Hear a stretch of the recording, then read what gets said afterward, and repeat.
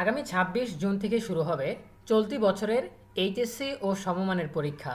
এবছর এইচএসসি পরীক্ষার আসন বিন্যাস কীরকম হবে সে বিষয়ে নির্দেশনা প্রদান করেছে শিক্ষা বোর্ড।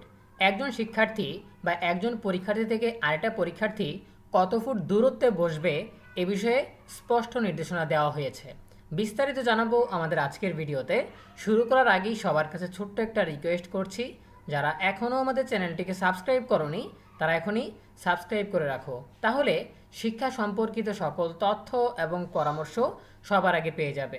প্রিয় শিক্ষার্থীরা, তোমরা যারা চলতি বছরের অর্থাৎ 2025 সালের উচ্চ মাধ্যমিক সার্টিফিকেট এইচএসসি পরীক্ষায় অংশগ্রহণ করবে, তোমাদের পরীক্ষা সুষ্ঠু, সুন্দর এবং নকলমুক্ত পরিবেশে অনুষ্ঠানের লক্ষ্যে শিক্ষা বোর্ড থেকে জরুরি নির্দেশনা দেওয়া হয়েছে।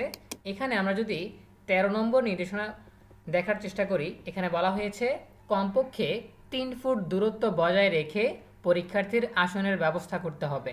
ঠিক আছে, অর্থাৎ একজন পরীক্ষার্থী থেকে অন্যজন পরীক্ষার্থীর মাঝে 3 ফুট দূরত্ব বজায় রাখতে হবে।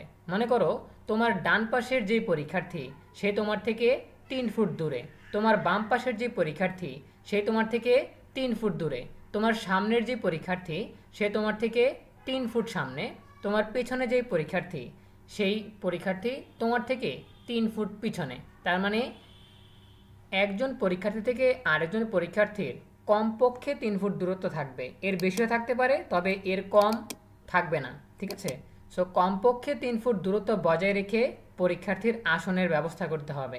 সো একটা বেঞ্চে 2 জন শিক্ষার্থী বসবে, সেখানে মাঝখানে 3 ফুট দূরত্ব থাকবে। বেঞ্চগুলো লম্বা লম্বা থাকবে যাতে একটা পরীক্ষার্থী থেকে আরেকটা পরীক্ষার্থীর দূরত্ব কমপক্ষে 3 ফুট হয়। আর তোমার পাশে যে আরেকটা বেঞ্চ বসানো থাকবে সেক্ষেত্রেও 3 ফুট দূরত্ব বজায় রাখা হবে।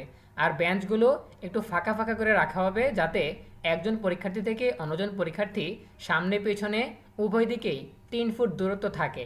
আশা করি তোমরা আসন বিন্যাস বুঝতে পেরেছো। ঠিক আছে, তারপরও তোমাদের এ বিষয়ে কোনো প্রশ্ন কিংবা মতামত থাকলে জানাতে পারো কমেন্টে।